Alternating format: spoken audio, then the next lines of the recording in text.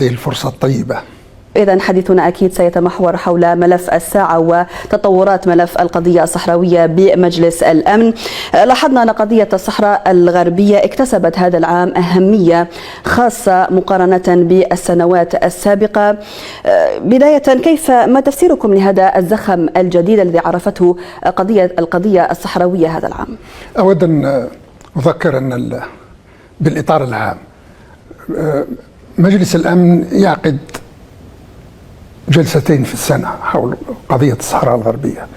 الجلسة الأولى في شهر أبريل لتقييم عمل البعثة الأممية في الصحراء الغربية، وجلسة ثانية في شهر أكتوبر لتجديد عهدة البعثة الأممية في الصحراء الغربية. وهذه المرة في هذه الجلسة الثانية، جلسة شهر أكتوبر، أرادت المملكة المغربية اغتنام هذه الفرصة للقيام بمرور بالقوة، باساج فورس كما يقال باللغة الأجنبية، فيما يخص قضية الصحراء الغربية لتمرير أهدافها التاريخية. والأهداف التاريخية المغربية معروفة. أولا القضاء على المينورسو، البعثة الأممية، القضاء عليها سواء من خلال تفكيكها، حلها، أو من خلال تغيير جذري لعهدتها. الهدف الثاني فرض مشروع الحكم الذاتي كما يسمى كإطار وحيد وحصري للبحث عن حل للقضية الصحراوية. والهدف الثالث القضاء نهائيا على فكرة تقرير المصير للشعب الصحراوي. فهذه هي الأهداف. ولما ننظر إلى المشروع الأصلي ما يسمى بالدرافت زيرو، أي المشروع الأصلي، تبينت فيه هذه الأهداف المغربية بكل وضوح، ما أدى إلى رد فعل ضد هذا مشروع القرار من طرف العديد من الدول، ليس الجزائر فقط، وإنما ثم 8 دول قدمت تعديلات لهذا القرار، لأنه كان قرار حقيقة غير منصف، غير عادل، وكان منحاز كلية لطرح واحد على حساب الطرح الثاني. طيب، تحدثتم على هذا القرار. سيد وزير الدولة، كيف تقيمون مضمون القرار الذي اعتمده مجلس الأمن فيما يخص قضية الصحراء الغربية؟ أنا قلت منذ حين ما هي الأهداف المغربية وما هو الحال اليوم بعد تبني القرار. أولا، البعثة الأممية لم يتم حلها ولم يتم تفكيكها، ولم تكن هناك إعادة نظر في عهدتها، بل على العكس، كان المشروع الأولي يتكلم على 3 أشهر كمدة إضافية منحت للبعثة. الآن المهلة أصبحت سنة، يعني تجديد عادي كما كان الحال في السابق. ثانيا، الحكم الذاتي كحل حصري للقضية الصحراوية، هذا كذلك لم ينجح المغرب في فرضه، بل أصبح اللائحة النهائية تتكلم على الحكم الذاتي لكن مع البدائل الأخرى، ولا سيما البديل المطروح من طرف الصحراويين. فبالتالي اللعبة السياسية واللعبة الدبلوماسية أصبحت مفتوحة، فيه من جهة مقترح الحكم الذاتي، وفيه من جهة أخرى حلول بديلة طرحت من الطرف الثاني، وهي لا تزال على الطاولة. الحكم الذاتي كان في إطاره يطلب المغرب أن ينظم في إطاره حق تقرير المصير، ممارسة حق تقرير المصير. الآن تم فك الارتباط الذي أراده المغرب بين الحكم الذاتي وممارسة حق الشعب الصحراوي في تقرير مصيره. واصبح تقرير المصير طبقا للشرعية الدولية، طبقا للقانون الدولي، طبقا لميثاق الأمم المتحدة، وطبقا للائحة 15/14 المنظمة لممارسة حق الشعوب في تقرير مصيرها. رابعا، فيما يخص الثوابت أو الركائز للمفاوضات، أطراف النزاع حددت. البوليزاريو منصوص عليه، الشعب الصحراوي شعب صحراوي منصوص عليه في اللائحة، وبالتالي طرفي النزاع ضمنيا تم تحديدهما، وبهذا الخصوص اللبس الذي كان يريد تاريخيا المغرب إدخاله بأن النزاع هو نزاع مغربي جزائري أصبح غير وارد نهائيا فيما يخص هذه اللائحة. يعني الجزائر ليست طرفا في ولم النزاع. تكن أبدا. نعم. طيب سيد وزير الدولة، كسؤال ختامي، تحدثت على مضمون القرار. في رأيكم ما هي الآفاق المستقبلية للمسار السياسي لحل القضية الصحراوية على الضوء أقول هذا القرار الأممي؟ لما نتكلم على المستقبل، هناك بالنسبة للجزائر 3 قناعات. القناعة الأولى وهي أن إطار الأمم المتحدة يجب أن يبقى هو الإطار الذي يتم تحت قبته أو تتم تحت قبته معالجة القضية الصحراوية والبحث عن حل سياسي لهذه القضية. هذه القناعة الأولى.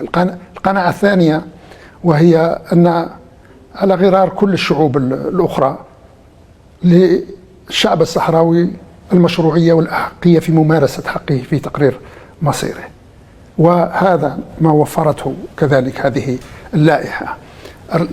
القناعة الثالثة وهي أن لا بد من مفاوضات بين المغرب وبين جبهة البوليزاريو، وأظن جازما ومخلصا أن هذه القناعات الجزائرية قد تم التكفل بها وتعكسها اللائحة الأخيرة التي تبناها مجلس الأمن. وما يقوي من ارتياحنا هو ملاحظة هامة، ملاحظة لافتة، أن المستشار للرئيس ترامب السيد مسعد بولس في لقاء تلفزيوني منذ يوم أو يومين ركز على ما ركزت عليه أنا الآن، وقال أن لم يعد الحكم الذاتي هو الحل أو هو الإطار الوحيد لحل القضية الصحراوية، وإنما المجال مفتوح للبدائل. وهذا صحيح، لأن اللائحة تفتح المجال أمام طرح البدائل. ثانيا يقول أن الاتفاق يجب أن يتم بين طرفي النزاع، وهذا ما تنص عليه وما نحن كذلك نتفق معه بخصوص ضرورة المفاوضات المباشرة بين الصحراويين والمغاربة. ولا أخفي عليك أنني في كل لقاءاتي مع المسؤولين الأمريكيين وعلى رأسهم المستشار مسعد بولس لحيت على هذا، لأن الحل لقضية الصحراء الغربية لا يمكن أن يتآتى إلا عبر طرفي النزاع، وطرفي النزاع هم المملكة المغربية وجبهة البوليزاريو. وثالثا حق تقرير المصير، وأشار له كذلك المستشار الأمريكي حيث قال بالحرف الواحد أنه يجب استشارة الشعب الصحراوي، وهذه الاستشارة ستتم عن طريقة التصويت. فبالتالي الولايات المتحدة لها موقفها الوطني من قضية الصحراء الغربية وهو معروف. لكن اليوم تريد الولايات المتحدة أن تلعب دور الوسيط، والوسيط يجب أن يتخلى عن موقفه الوطني وأن يبحث عن الحل الذي يرضي طرفين، الحل الذي يمكن أن يلتقي أو يلتف حوله الطرفين. وهذا ما نستنتجه مما جاء على لسان المستشار في لقائه التلفزيوني الأخير منذ يوم أو يومين. يعني هناك تفاؤل لمسار القرار الأممي الجديد؟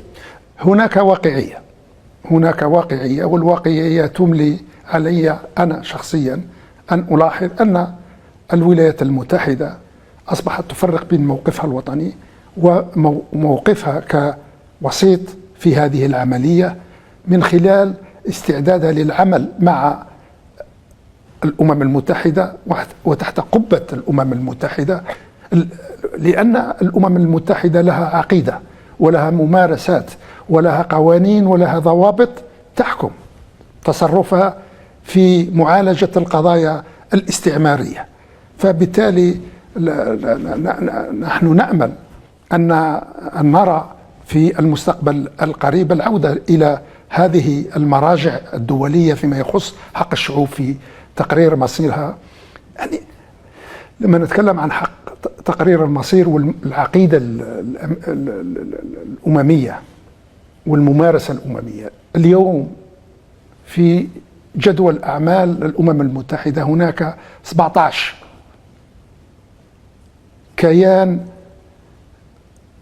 يسمى Non-Self-Governing Territories، أراضي لا تتمتع بسيادتها، في 17 حالة. كل هذه الحالات يعترف لها بحق تقرير المصير، فلا يعقل ولا يمكن أن تقصى من هذه القائمة القضية الصحراوية بمفردها وتحرم من حقها في تقرير المصير كسائر الشعوب الأخرى. وأظن أن هناك قناعة في الأمم المتحدة وبالخصوص داخل مجلس الأمن، قناعة بأن حق تقرير المصير للشعب الصحراوي هو حجر الزاوية. وكنت ذكرت أن 8 دول قدمت تعديلات، كل هذه التعديلات تعلقت بمواضيع شتى، لكن كلها التفت حول حق الشعب الصحراوي في تقرير مصيره. فاللائحة في النهاية، اللائحة التي صدرت عن مجلس الأمن تشير في بنودها